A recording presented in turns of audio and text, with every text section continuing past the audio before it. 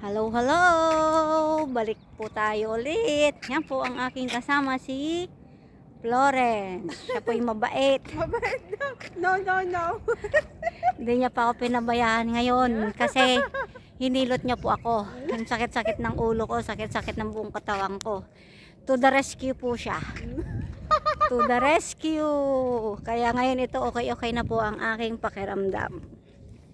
Ayan. Pagpapalain siya ng Panginoon. Amen. Sa kanyang kabutihan. Yan po, nandito po kami ngayon sa Nad Al-Shiba. Yan. Walking. Ayan po ang Nad Al-Shiba. Walking po.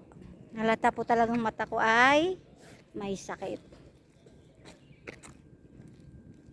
Yan po ang aming nilalakad. Ayan, desyerto po siya. Oh. Kaya mahirap po ang laging pumupunta sa bayan. Ayan po, natatanaw po ang Burj Khalifa dito. Tingnan ko nga kung makikita. Ay, hindi. Ayun. Kaso nga lang maano siya. Malayo. Ayan, nandito po kami ngayon sa desyerto. Pupunta kami sa maliit na talipapa. Tawag nila dito is Dukhan. Ah? Dukhan ang tawag nila dito. Dukhan daw, Dukhan. Dukan. Yeah, Dukhan. Maliit na tindahan po. At bibili daw siya ng kanyang makakain. Swap, Ilocano tan. Ah? Ilocano tang. Batit nga tindaan. Anya nga tawag na dajay. Ito po, ata ni nagdakil nga balay. Nang laki-laki po. Malalaki ang kanilang mga bahay dito.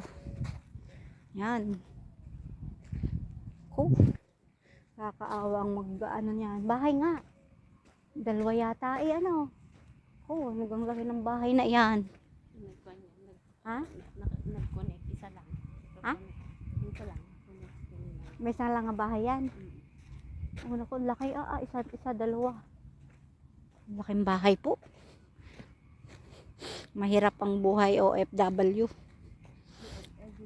Proud po sa mga nanay na katulong sa ibang bansa ho at talagang napakahirap. Lalo na pag walay po sa mga anak, Yeah. sa pamilya. Kumbaga todo ang kanilang pagkakayod. Umaga hanggang gabi. Kaya mahirap din po ang bilang isang katulong. Hindi, kasi karamihan ang alam nila is maganda. Kapag abroad na sinasabi, maganda nga ang buhay sa abroad. kasi nakikita lang nila yung masasaya. Pero hindi nila nakikita yung hirap. Siyempre, hindi naman pwedeng ipopos nila yung mga kahirapan nila kundi yung masasaya. Masasaya lang ang dapat. At ayaw nila ding mag-alala yung kanilang pamilya. Kaya yan po. Reality lang po yung pinag-uusapan, which is totoo naman po talaga. Maliban lang po talaga doon sa mga hindi lokal ang mga amo. Talagang napakahirap.